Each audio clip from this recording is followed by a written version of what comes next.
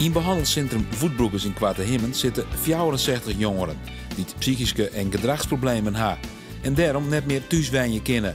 Door het jaar van trainingen en therapie werd bezocht ze weer kleer te maken voor de maatschappij. Vanwege privacyredenen komen de meeste jongeren net weer kenbaar in beeld.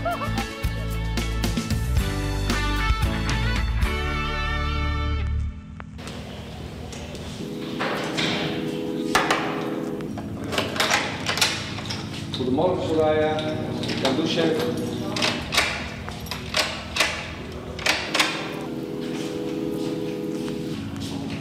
Over een maand en een paar dagen zit ik hier 6 maanden, half jaar. Nou, mijn moeder en ik hadden heel veel ruzie en uiteindelijk werd het ook wel op slaan. En toen hebben we er samen voor gekozen van, het gaat niet goed. En nu ik haar niet meer, want mijn moeder en ik we hebben hetzelfde karakter, we kunnen niet met elkaar en niet zonder elkaar. Dus nu zien we elkaar 1 keer in zoveel tijd en we bellen elkaar elke week en dat gaat goed. Nou, is dat zo? Hey, ga je lekker aankleden? Ik heb echt een heel vervelend slot. Heel vervelend slot. Hey, tot straks. Het ging vanaf dat ik 8, 9 jaar was of zo, ging het niet meer goed thuis. Eerder ook niet, maar toen was echt een druppel. En toen ben ik naar allerlei instellingen geweest, ik heb al heel veel gehad.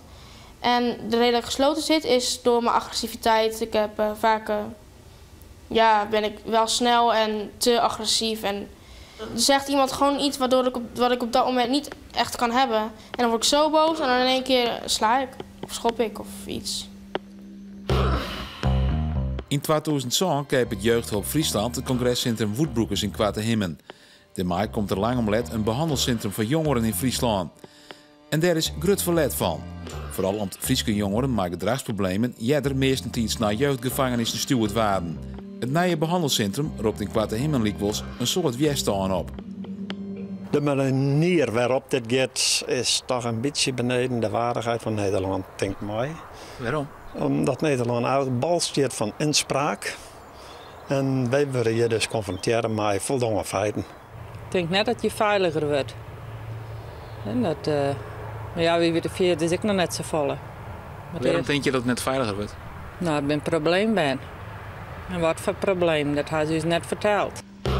Om Wenjenen violt ze de komst van het behandelcentrum om bij de jochter. Uiteindelijk besluit de Raad van State dat Voetbroekers in Kwartenhimmen bloeien maai. Verliezen hier komen de eerste jongeren naar de instelling. Ze worden geplaatst in de iepen of de slettenafdeling. In de iepenafdeling wijnen de jongeren op Voetbroekers, maar gaan vol naar squallen buiten het centrum. Jongeren die op de slettenafdeling zitten komen het gebouw net uit en binnen de plaats door de jochter. Zei ik de 13-jarige Soraya. Hey, ga naar beneden.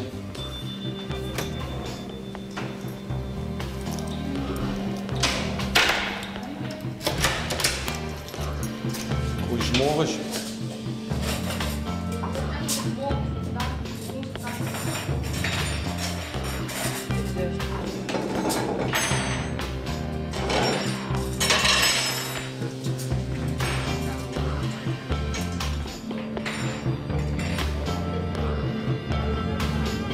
Wij begeleiden de band door de dagelijkse routine heen.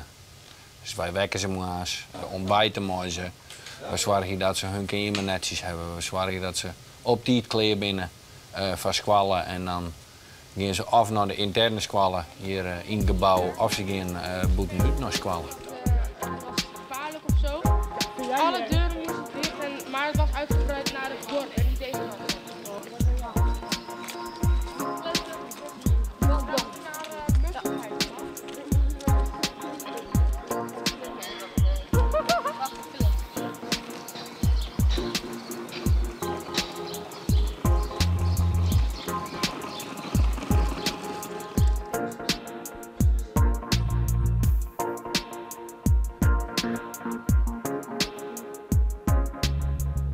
Jongeren die hier naartoe komen zijn jongeren die gedragsstoornissen hebben, jongeren die psychische klachten hebben, jongeren die namelijk uit gescheurde gezinnen komen, jongeren die toch iets gemist hebben in hun opleiding, in hun opvoeding en die toch wel bijgeschaafd moeten worden en dat ze daar op een normale manier wel deel kunnen uitmaken van het gezin of vanuit het systeem waar ze vandaan komen.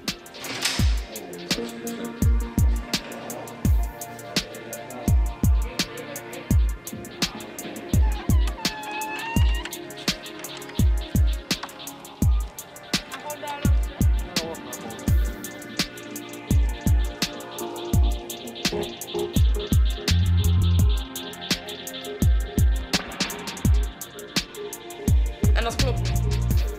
Alle jongeren hebben een eigen mentor. In zijn de coach beteren wordt bepraat wat er goed en minder goed gaat met de jongeren.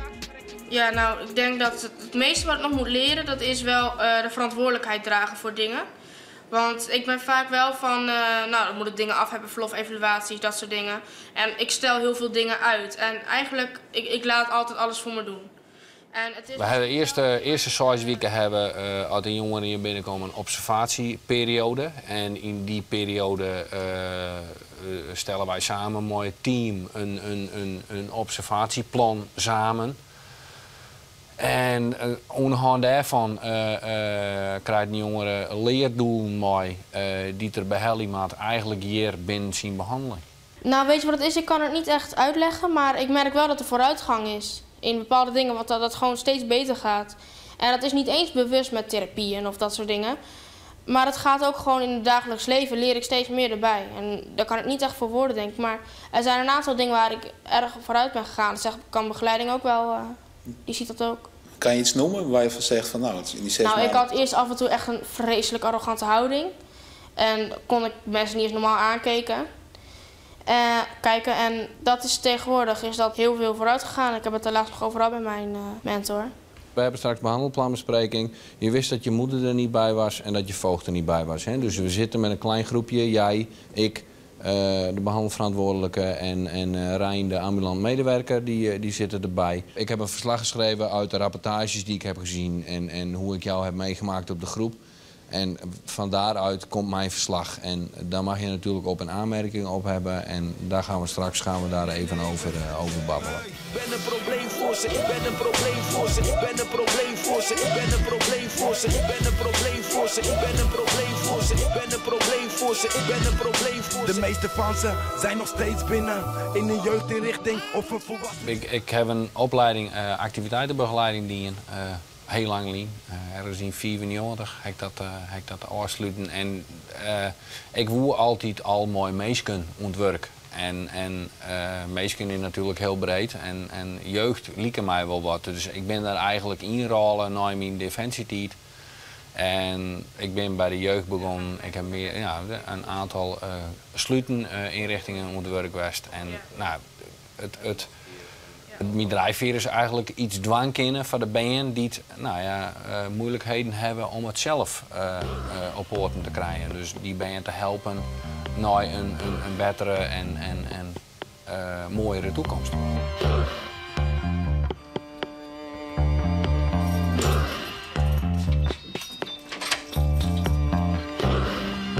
De naam Woodbroekers is al zo'n 1930 een kwarte hem verbonden. In dat hier wordt een religieus socialistisch farmingscentrum voor arbeiders openen. Zowat 60 jaar lang is het centrum in gebruik. Er zullen de meest uitnoerende cursussen jong worden.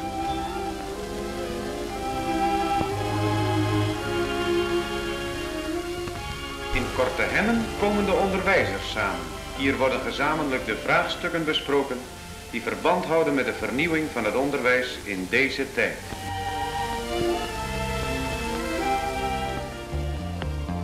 Maar in 1994 is het die maar de Woodbroekersbeweging.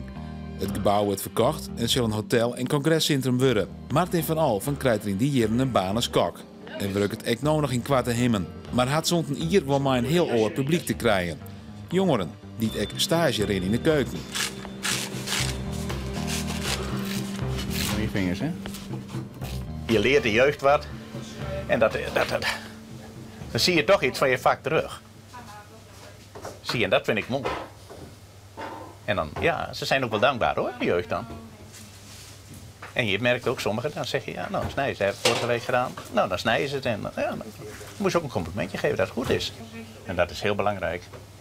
Dat was in de horeca vroeger al belangrijk. Dan zeggen ze, fooi is belangrijk. Nee, het complimentje is belangrijk. En dat is voor de jeugd nog belangrijker dan voor ons. Daarom moet je ook die ui eigenlijk eerst wassen. Beetje water erover. Ik geef niks hoor. Doe maar, goed dun, doe maar. Ja, doe maar. Het lijkt wel Scaffa en... Wij weten niet wat voor jeugd het is, wat die hebben gedaan of zoiets. Dat weten we niet, waarom ze hier zitten. Wij willen wel stagelopers hebben, maar ze moeten wel veilig in de keuken wezen. Ja, want als ze met messen meenemen, dan krijgen wij het ook te horen. We laten ze nooit alleenig in de keuken. Er zijn altijd, zie je nou is Rob erbij, die blijft er ook bij. Maar je mag ze niet alleenig laten. Maar het is wel plezierig werken met ze. Ik weet het, ik hoor het al wel niet. Omdat het verbrand is.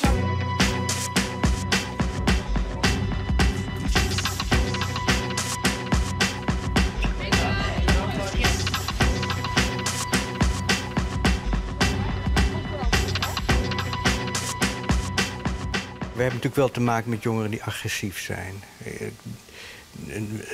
Daarvoor komen ze hier vaak, omdat ze in de maatschappij zich agressief tonen. De behandeling zet zich daar dan op in om die agressie te verminderen. Maar we zullen hier in de eerste tijd ook vaak jongeren zien die moeten wennen aan die duidelijke structuur die we bieden. En daar wel eens doorheen komen en dan agressief worden. Nou, je weet natuurlijk nooit wat er precies gebeurt. Want elke situatie is een andere situatie. Alleen hij een aantal jaren ervaring en hij een aantal dingen mooi maken. Dus wat ik altijd zei is, het is de toon die de muziek maakt. Hoe ga je erin en hoe ga je met elkaar om? En ik kan me voorstellen dat dat best wel eens bedreigend wezen kan hoe de jongeren reageren. Dat kan bijna ook letterlijk beschadiging voor personeel betekenen. En dan hebben we een calamiteitenopvangteam. Dat wil zeggen dat onze medewerkers zelf met zo iemand ook actief in gesprek gaan van wat dat betekent. Zodat ze daar ook zich gesteund weten door onze medewerkers en hun motivatie niet verliezen als dat voordoet. Ik ben natuurlijk wat meer agressief omdat ik in gesloten instellingen werkt heb.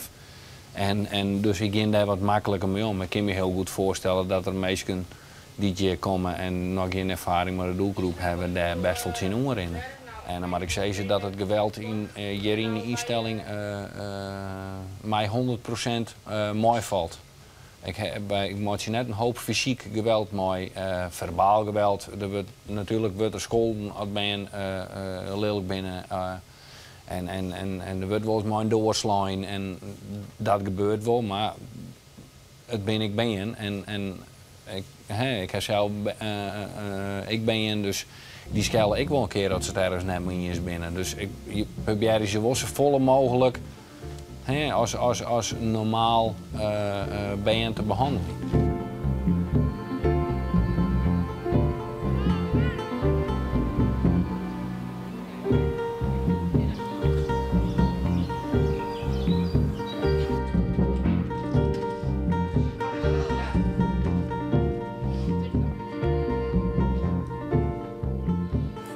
Waar ik wel benieuwd naar ben is of jullie ook hebben nagedacht over activiteit voor de zomervakantie, wat op de planning zou kunnen. En of het wel of niet zou kunnen, dat doet er nu even niet toe. Je kunt in ieder geval alvast roepen wat je leuk vindt. En dan ga ik daarnaar kijken wat voor budget er is. De jongeren van Woodbroekers maaien zelfs ik maai praten hoe zaken regelen binnen in de instelling. Dat gebeurt in de jongerenrieën. We zijn ook echt chills.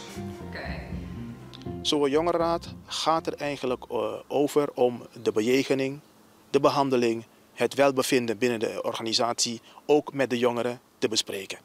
Zodat de jongeren ook een forum hebben waarbij ze duidelijk kunnen aangeven hoe ze het vinden of hoe ze het ook beleven, hoe hier met hun wordt omgegaan. Nou, ik wil graag in de zomervakantie dat er minder verschil komt tussen open en gesloten. Want wij open hebben hier weinig ruimte dan bij gesloten. Want gesloten heeft daar een vijvertje. Ze hebben daar een volleybalnet, ze hebben daar een prieeltje. En daar kan ook zo'n grote waterglijbaan of zo staan. En dat kan hier niet, want hier is het veel kleiner. Daar kan ik al wel vast iets over zeggen. Ik ben inderdaad van plan om tijdens de zomervakanties een aantal van die attracties weer te huren. Was je hier vorig zomer al? Nee. Maar we hadden in ieder geval een buikschuifbaan hebben we gehad en een soort rodelbaan en echt met heel veel attracties met water erbij. Dus als het mooi weer is dat gewoon super leuk natuurlijk hier op het terrein. En als ik die huur, die attracties, dan is dat de bedoeling dat alle groepen daar gebruik van kunnen maken. Dus, Een jongerenraad is samenvormd met alweer mensen uit verschillende groepen. Die het eigenlijk van tevoren om tafel zitten met z'n allen van nou, wat vinden wij nou belangrijk? Bijvoorbeeld, we willen eens wat vaker televisie op onze kamer hebben, jongens. Nou, als die verschillende mensen uit die groepen dat in een jongerenraad lezen, daar zit een manager bij of daar zit de directeur behandeling zit erbij. En die nemen dat mooi en dat gaat naar het managementoverleg. En daarin wordt dan besloten van in hoeverre wij daar in mooi gaan kunnen. Want het mag natuurlijk net zo wezen dat de jongeren hier van alles maar lezen en dat ze het alleen maar fatsezen krijgen. Dat is net de bedoeling, maar er wordt natuurlijk er luisteren naar jongeren. Het is voor Soraya een belangrijke dag. Ze had een behandelingspeteer maar haar begeleiders.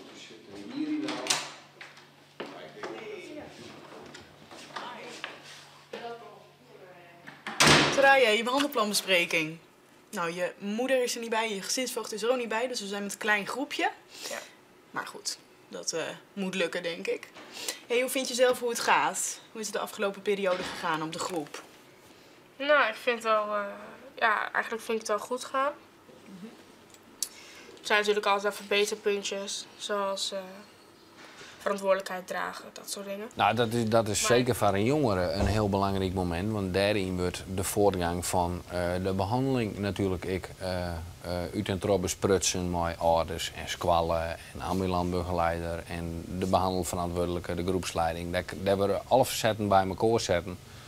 Om te zien van, nou, streven we ons doel nog naar en ben we op een goede weg om dit ben weer richting het, of ben we op paard om het richting het perspectief te krijgen waar we het heen hebben willen. En jij hebt nog contact gehad met moeder, geloof ik? Ja, moeder je moeder wil heel graag contact met jou vergroten. Dat je vaker contact met elkaar hebt, ook met je zussen. Want je zit hier natuurlijk voor een stuk behandeling, maar je familie en de rest is natuurlijk ook heel erg belangrijk. Daar moet ook het een en ander mee gebeuren.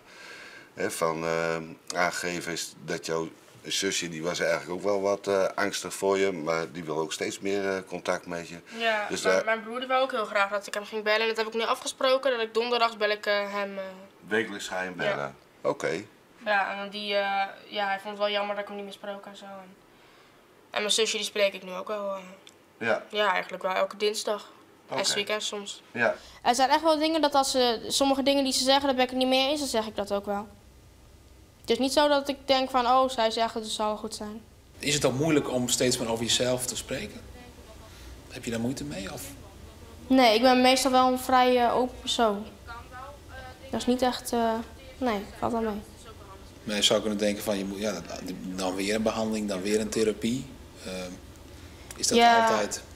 Nou ja, het is natuurlijk altijd makkelijker om over anderen te oordelen en te praten. Maar meestal over mijn gevoel. Ik ben niet echt een gevoelsmens. Ik hou ik boven in mijn hoofd en laat ik niet naar mijn hart doorgaan. Maar over mezelf praten is op zich niet heel moeilijk. Maar over mijn gevoel praten vind ik meestal wel moeilijker. Ja. Oké, dan volgens mij hebben we dan de belangrijkste punten wel gehad. Ik weet niet of jij zelf nog vragen had. Nee, volgens mij niet. Nee? Oké. Iemand anders nog vragen? Dingen die nog niet aan het bod zijn gekomen? Nee. Nee, hè? Nee, het is duidelijk. Jij schrijft het verslag en dan... Ik schrijf het behandelplan. En dan komt dat weer bij ons terug. En dan kan ze dat nog nalezen en dan doen we dat in haar map. Prima. Ik heb heel veel al meegemaakt.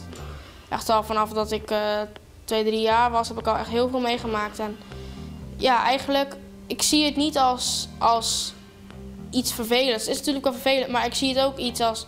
Ik heb er heel veel van geleerd en ik ben nu heel anders dan andere meisjes van 13. Maar in mijn voordeel. Anderen zien dat soms anders, maar ik zie het wel in mijn voordeel.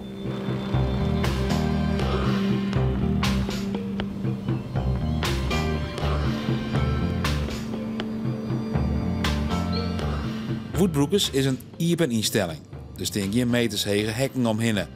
Jongeren, en dan vooral die in de open afdeling, hebben een grote vrijheid. En kunnen daar net alle keren lieke goed mee omgaan.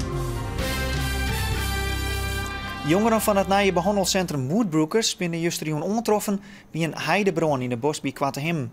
De bron is nou alle graag een ondersteutsend, zei de politie. Het is nog net duidelijk dat de jongeren van de Woodbroekers de bron zelf ondersteutzen hebben. Het nieuwe behandelcentrum van Jeugdhulp Friesland in Quattenhim is goed oorlog iepen. Zo'n tiert er wel 10 misgaan. Zo winnen er tal van incidenten met jongeren. Van het lieden van het kerkenklok in het dorp, onder het bedriegen van winkelpersoneel in Beestersweer.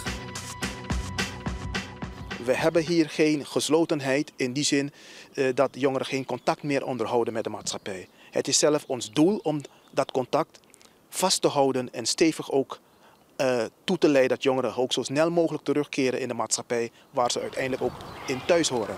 Ja, als je de keuze maakt om voor te gaan, dan wordt het natuurlijk heel moeilijk om ze fysiek in te houden. Dat maken we net. Dat doen we net. Alleen proberen we daar mondeling en in gesprekken bij een wolf van te uitzoeken dat het net de juiste oplossing is om je de poort uit te rennen en maar voor te gaan en maar zelf uit te zieken waar je de waan willen. Incidenten die zich voordoen zijn incidenten die zich ook in de normale maatschappij, in het normale verkeer ook voorkomen. Dat het toevallig jongeren zijn die hier zitten, geeft uiteraard een extra impact. Als een bij voortrent, dan maken we natuurlijk altijd melding bij de ouders, bij de voogdijinstelling en als een bij onder toezicht staat, dan maken we direct melding van bij de politie. En mooi de vermoedelijke verblijfplaats en dan gaat de politie daar nou op ziek en als die ze voelen dan brengen ze weer om. En als we tips krijgen of we hebben zelf het vermoeden met bij zitten, dan gaan we nog wel zelf te zien wat het bij en daar is.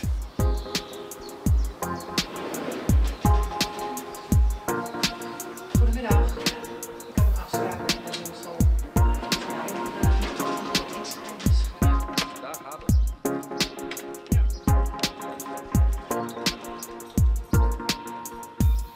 Soraya zit nou 6 mannen in Woodbroekers. Een volgende stap in haar behandeling zou wezen dat ze naar de open afdeling gaat. De rechter neemt daar uiteindelijk een besluit over. Ik heb woensdag een rechtszaak.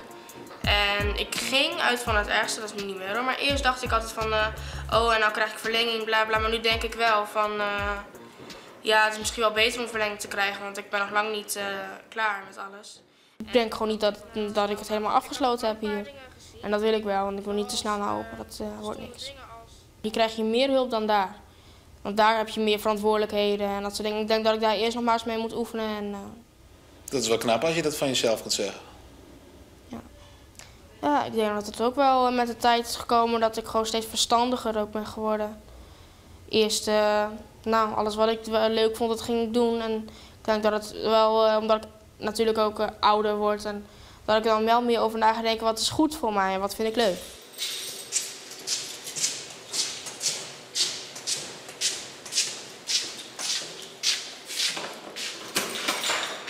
Zodra je wel rust hebt, tot morgen. Doei doei. Een aantal ben daar was het heel erg goed in best voor en daar lukt het dan krijg ik net mooi. Maar daar ben ik een hoop ben waar het wel goed mee gaat. En die kon dan later nog weer een keer in een stadje of ergens anders en nooit een aantal jaren. En dan juist dat die ben gewoon een gezin hebben en zelf inmiddels ben hebben en werd het dan hartstikke goed mee gaat. Vaste baan hebben en dat is wel heel mooi om daar onderdeel van uit te maken. Dus eigenlijk dat het blijft ben en ben verzinnen altijd naar je komst. Maakt het net uit hoe volle als ze fout door, ben je verzinnen dat doen.